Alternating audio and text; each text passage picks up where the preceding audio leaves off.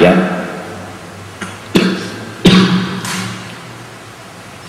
Jadi ilmu tauhid, ilmu hati tidak tertipu dengan dohir.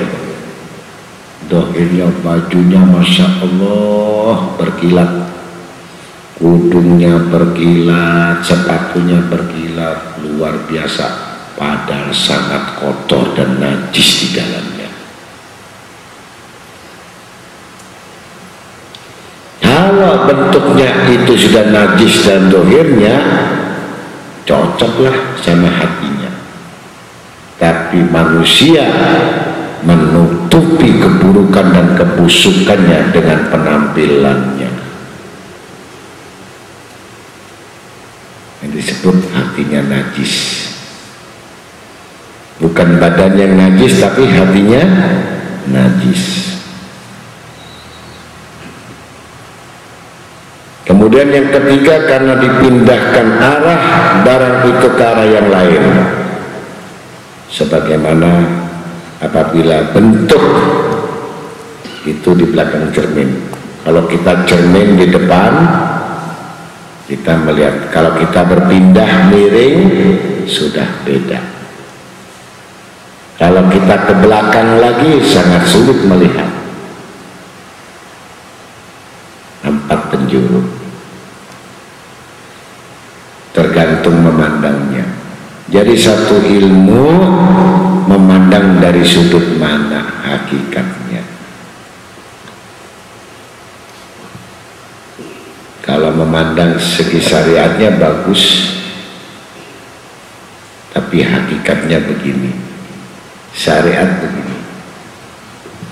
Orang haji kan bagus naik haji begini, tapi yang dibuat berangkat haji uang haram, itu sifatnya nggak tahu. Jadi begini, mana haji yang bagus? Kalau yang berangkat haji uang apa? Uang haram. Makanan itu hidangan yang begitu enak dan lezat, itu sifat dohirnya. Tapi sifat untuk membeli makanan itu yang haram, mana yang lezat? Jadi yang dimakan itu adalah bangkai dan darah mana sifatnya. Yang itu diketahui oleh hati, bukan mata telanjang. Hanya dipindahkan saja. Haram ke halal, tapi haram jelas hukumnya, halal jelas hukumnya. Hanya dipindahkan agar uang yang haram ini gak kelihatan, kita sedekahkan. Begitu. Kita sedekahkan agar gak kelihatan haramnya. Sedangkan yang halal tidak mungkin disedekahkan karena sedikit gak cukup. Begitu kira-kira. Paham sudah? Ya. Udah haram gak sedekah lagi, luar biasa. Tambah numpuk. Keempat, karena dinding hijab yang terletak di antara cermin dan bentuk barangnya. Artinya, ini cermin kita terhalang taruh barang, lemari atau kayu macam-macam, sehingga kita untuk bercermin itu susah melihat. Ngintip pun kelihatan sedikit. Kelihatan celahnya saja di dinding itu, tapi cerminnya di sana. Jadi kelihatan, kita ngintip nggak kelihatan, yang kelihatan cuman dinding-dindingnya. Nah, kita hilangkan dinding-dinding itu berupa kesibukan dan kegiatan urusan dunia yang lebih utama. Itu menghalangi perjumpaan dengan Allah Ta'ala. Yang kelima, tidak diketahui arah yang padanya bentuk barang yang dimaksud, sehingga sangat sulit disebabkannya. Menghadap arah mana barang itu agar bisa menuju arah cermin. Kalau cermin di hadapan, kita mengacanya di sana. Kelihatan nggak badan kita? Kalau cermin di sini, kita bercermin di belakang, membelakangi cermin. Tampak atau tidak? Artinya berpaling hati daripada Allah Ta'ala, berpaling hati selain Allah Ta'ala, lebih menuju arah yang disenangi daripada bercermin. Itu sifat hati. Jadi hati kalau tidak menuju arah Allah Ta'ala, ibaratnya walaupun di hadapannya nggak pernah dia bercermin dengan hatinya.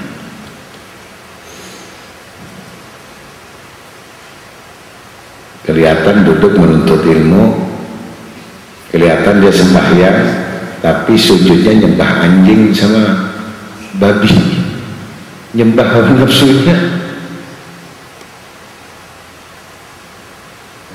Ingat terus nasibnya, ini nggak menyembah Allah. Buat apa datang mengaji? Buat apa datang ke guru? Kalau kita datang tidak bercermin,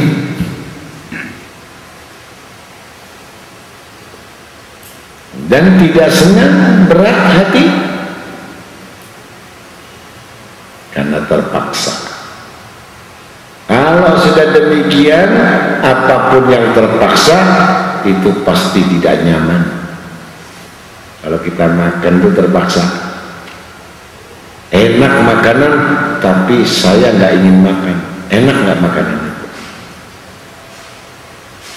Kalau haus dan lapar, walaupun makanan itu kelihatan nggak enak, tapi saya senang makan, enak. Ini makanan yang enak, nikmat, tapi tidak bisa dirasakan, apa namanya? Karena yang makan golongan orang sakit. Kalau orang sakit dikasih makanan enak apapun, dia nggak enak. Ya. Apalagi makanannya yang nggak enak. Udah enak, orang sakit yang nggak enak.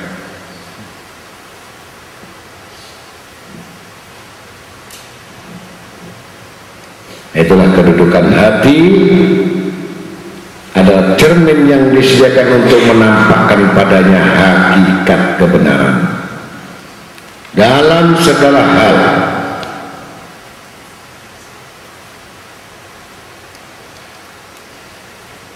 Maka barang siapa yang tidak mengerti dalam 5 perkara ini, berarti kosong dari pengetahuan. Berarti termasuk orang yang bodoh dan jahil. Karena yang pertama disebabkan pada kekurangan pada hati itu sendiri,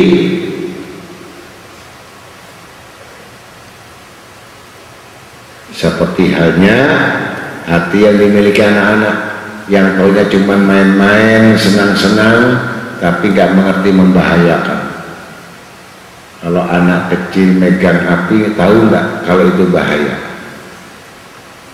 Anak kecil itu tahu nggak kalau menyeberang itu nanti membahayakan dia?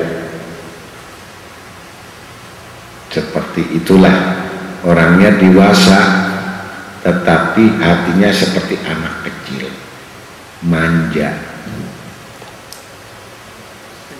Dia dimarahi tetap saja bongol, bandel. Itu namanya hati anak kecil. Jangan begini, tetap aja, itu hatinya anak kecil. Orangnya udah umur, tapi yang masuk rohnya tuyul. Tuyul kan kecil, artinya anak kecil. Maka tidak akan tampak padanya pengetahuan karena banyak kekurangan-kekurangannya. Kedua, karena disebabkan kekotoran, banyak dosa dan perbuatan maksiat yang keji yang bertindih lapis di atas wajah hati. di atas permukaan hati ini terus dilapisi dengan limbah-limbah dosa dan maksiat, sehingga tidak bisa menahan dirinya, terus dia berjalan dengan hawa nafsunya. Sesungguhnya yang demikian itu mencegah bersih dan cemerlangnya hati. Maka hilanglah sifat-sifat lahir tumbuh kebenaran-kebenaran padanya, yang menganggap semua perbuatan dan perilakunya, jalannya, dia sendiri merasa dirinya benar. Ini kalau orang buta. Jadi kalau orang buta datang minta petunjuk, orang buta sungguhan, ditolong juga, diberi tongkat, ini tongkat, udah sombongnya luar biasa, udah buta. Saya sudah tahu Wonokromo, saya sudah tahu yang namanya Jakarta, saya sudah tahu jalan ini, cuman tongkat dia buta, mau lewat aja mukul-mukul, jangan-jangan sampai di sungai. Kiri udah sungai, kanan dia itu jalan besar, luput masuk di sungai, tenggelam, nyebrang tertabrak mati. Udah itu risiko orang buta batongkat, karena nggak mau dituntun lagi, nggak dengar nasihat, si buta jangan di situ. Kata si buta, enggak, saya senang ini, jalannya enak, padahal jalan raya besar.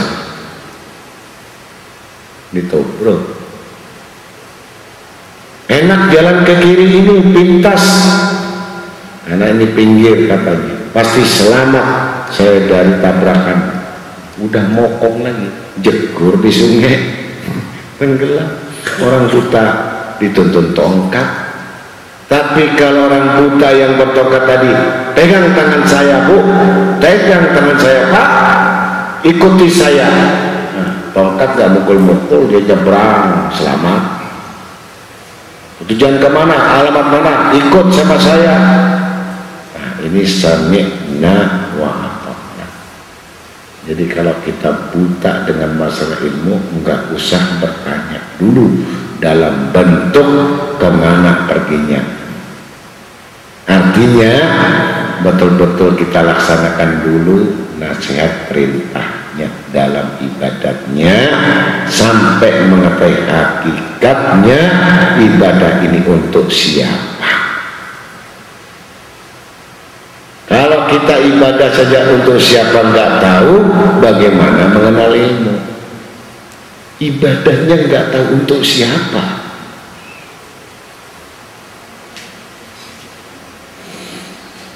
Karena kegelapan banyak tindih menindih lapisan-lapisan yang berkarat dengan dosa-dosa dan maksiat dan kekejian, maka diisyaratkan oleh Nabi Muhammad SAW.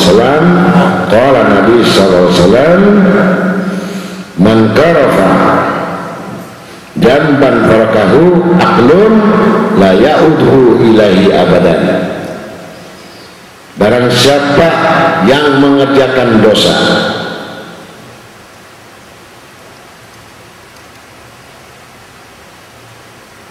korofa, kalau bahasa yang apa namanya, korofa ini korupsi. Korofa orang koruptor, korupsi, korof ya, orang korof ini termasuk golongan dosa. Niscaya ia akan diceraikan. Faraqahu aqlun, farik artinya dipisahkan.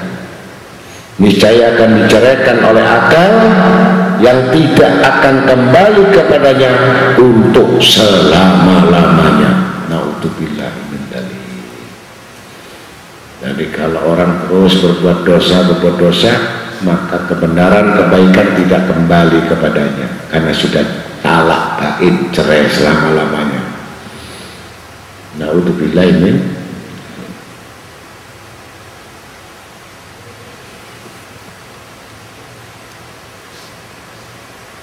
Hatinya terdapat kekotoran yang sangat parah pada hatinya yang tidak akan hilang bekas-bekasnya. Jadi kalau piring itu pecah, walaupun ditempel, namanya piring bejana, itu ditempel di patri, tetap nggak seperti semula, ya, karena hatinya sudah luka.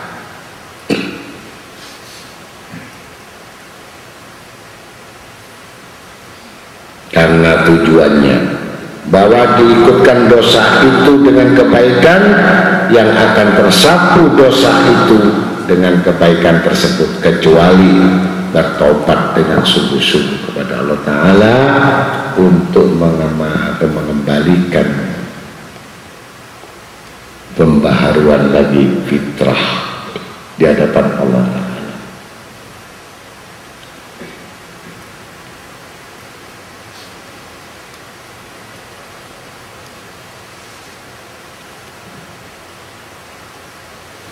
Kalau kita mengerjakan amal-amal soleh dan kebaikan dan kebajikan, tetapi tidak didahului oleh satu bentuk keburukan dan kejahatan dan dosa, niscaya sudah pasti akan bertambah terang cemerlangnya hati. Nggak ada dosa lagi, nggak ada kotoran. Ini dibersihkan, besok baru dibersihkan yang namanya selokan, kotoran ditumpuk satu truk sampah. Ibarat dosa-dosanya itu tidak pernah diperhatikannya sehingga menambah keburukannya. Manakala datang kejahatan, keburukan kepadanya, niscaya hilanglah semua sifat-sifat faidah kebaikan.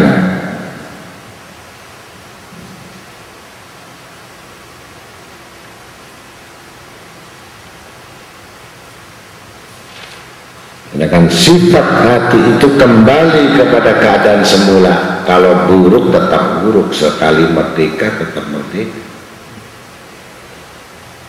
Sebelumnya kejahatan dan tidak bertambah cahayanya, dasarnya sudah gelap. Jadi walaupun diterangkan sudah gelap, nggak bisa terang.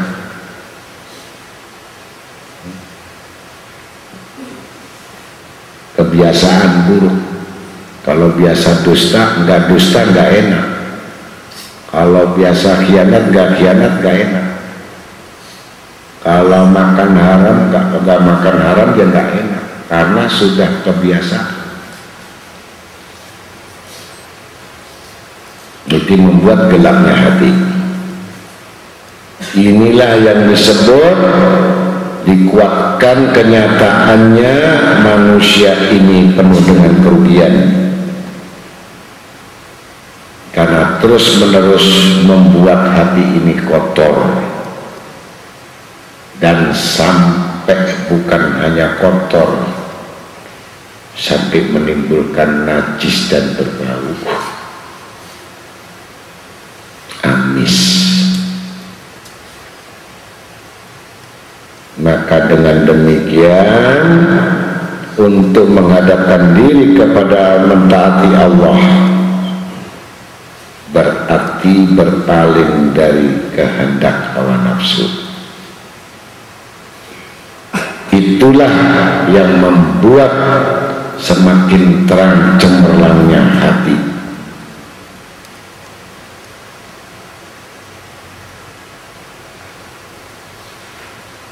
Karena sampai puncaknya kalau hati sudah bersih, pasti pikiran bersih. Qad aflaha man tazakkara wa dzakara rabbahu fasalla. Jadi sungguh beruntung orang-orang yang membersihkan jiwanya.